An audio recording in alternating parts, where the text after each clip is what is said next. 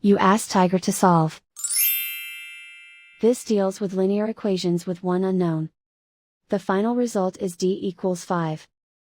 Let's solve it step by step. Group all constants on the right side of the equation. Add 8 to both sides. Simplify the arithmetic.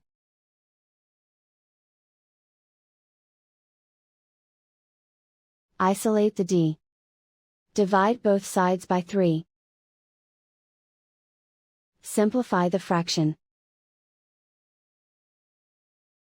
Find the greatest common factor of the numerator and denominator. Factor out and cancel the greatest common factor.